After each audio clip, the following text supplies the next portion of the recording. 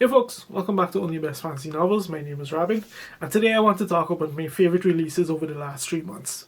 Q1 2025, basically. So I'll go through these in chronological order by release date.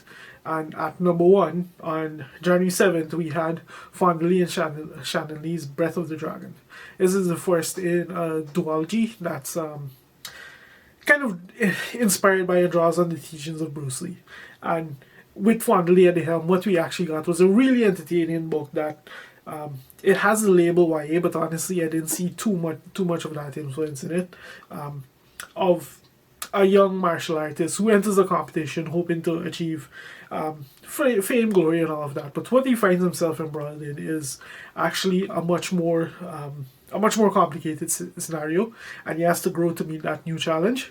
And this is a book that it draws so heavily on so many themes that I think many of us can relate to, such as like political divisions and these kind of things, and how one people can over time their culture can drift and become very different, but at the same time very the same. It's just a really entertaining book that incorporates all of these things. And like I said, it's the first of a duology. I actually read this at the end of last year, but I did want to mention it because it was technically released in January of this year. And yeah, it was a really good book. I actually think this was one of my favorite books of last year. I think it made that list. Anyway, moving on February 4th, we had Richard Swan's Grave Empire.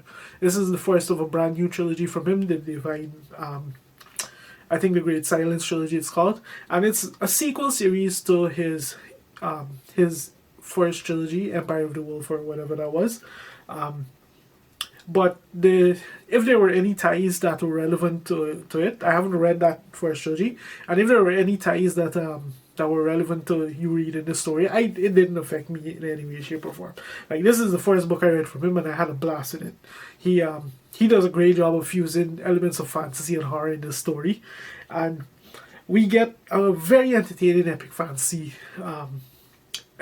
novel that just delves into imperialistic ambitions and so many different things like culture clashes, and then we have this big supernatural thread that comes along. It's like, and Richard Swan, I didn't know this at the time, but Richard Swan is a pretty good writer. Like, his prose and so is slightly is like his vocabulary and everything is a bit above average. So that just contributed to my enjoyment of this book. But yeah, like a spectacular release.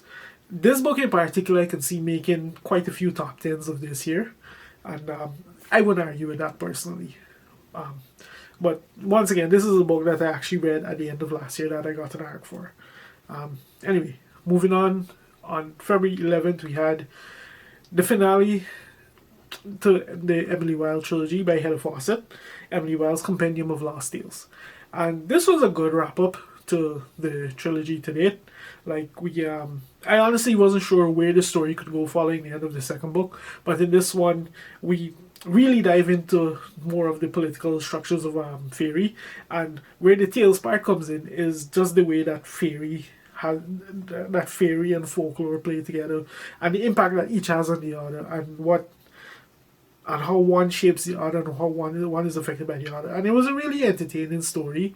Like, things really got dialed up to 11 in this one, and of course, this having that romantic subplot, we finally got we finally got a resolution in that regard and all of that. Like, it's been a really fun trilogy to read, and it was a good wrap up for me.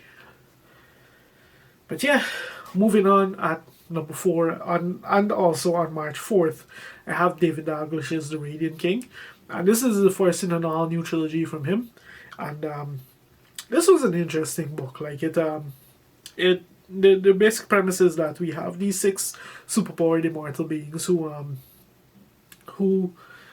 they've been around the block essentially, and they realize that they have an oversized impact on humanity. So they decide that they'll be hands off on any major. They basically form a pact that they won't they won't be king. They won't set themselves as kings and these kind of and demagogues and these kind of things.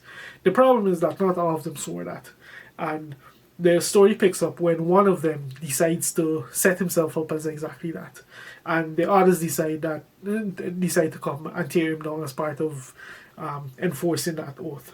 So this is pretty much a conflict between these kind of beings, and it was fun to read. Like the book reads almost it reads almost like a book in two parts, because the first part is very much generic epic fantasy, where we have the clash with these superpower brothers getting get where they suborn an army and use it to their own purposes to fight this war for them. And then we have the second part of the book, which gets extremely horrific, extremely mystical, pretty interesting. Like that it was a pretty good, a solid opening to what's promising to be a solid series. It'll be interesting to see where David Dalglish takes it from here. It didn't quite blow me out of the water, but it was a good, entertaining read nevertheless. And there are some things. He does delve into some topics in there that you can definitely play around. Like, it'll give you some food for thought. But yeah, pretty solid entry. And speaking of solid entries, at number 5 on the list, also a book that came out on March 4th, I have James J. Butcher's Cold Iron Task, which is the third entry into the Unorthodox Chronicles. And this book is very much driven by the consequences, by the events of the previous book, where Grimsby, he feels a lot of guilt given the situation that has now befallen one of his fellow auditors. So when a chance at redemption comes, even though it's very suspicious, he decides to take the chance and partake in this, in a very sketchy mission, all in the hopes of being able to get a tool that will help him with regards to that auditor. And then as a subplot, we have a story that goes on with the huntsman when some figures from his past reappear, and he kind of needs Grimsby's help to deal with this whole situation. And this book, for me, like this one, you really felt Jim Butcher's influence on his son, with regards to how they approach things, because Grimsby has that same kind of heroic chivalry to the point where it's almost like to the point where it's almost annoying. He has that same kind of gaze where it comes to his co-worker, and then the way that this book just builds off of the consequences of the previous book, whilst incorporating Grimsby making some very terrible choices that you absolutely know will come back to bite him in the future, and just steep him deeper in the mess. Like, all of that is part of this, all while being part of just an entertaining fun romp. We get a good look at the huntsman background. We find out some. It was pretty obvious when it was set up initially, but we did get some confirmation regarding certain parts of the huntsman's life. And it was just a fun entry in the series. Like, I've been very wishy-washy on Grimsby as a main character so far, honestly. But this book is the one where I feel like he finally comes into his own. And funnily enough, that's not just my sentiment. Like, there's a moment in the book where Grimsby gets that recognition. I won't say from who or regarding what, but it made me realize that, okay, like, I'm pretty much moving in tandem with Grimsby when it comes to this book. Like, literally right before I read this book, I called him pathetic, and after this book, I couldn't really call him that anymore. So, a solid entry into the series, a fun one, and it's going to be interesting to see where things go from here. But moving on, at number 6, we have a novella that's probably going to be one of my favorite things that I read this year, and it's Amal el-Mohtar's The River Has Roots. And this is just an enchanting fairy tale of two sisters and their relationship, and what happens when the elder sister has two suitors, one from fairy and one from the mortal world. And this story it has a few interesting inspirations. Like, it draws inspiration from Hope Mirrlees' London Mist, which is my favorite fantasy book of all time.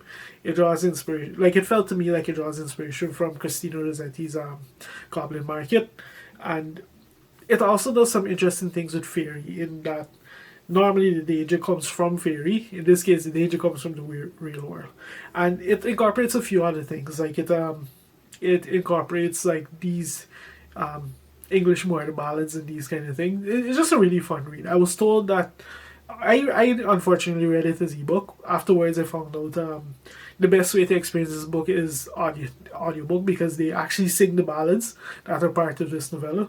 So if you're gonna give this a try, absolutely do the audiobook. Like everyone who's done the audiobook have really spoken well about it.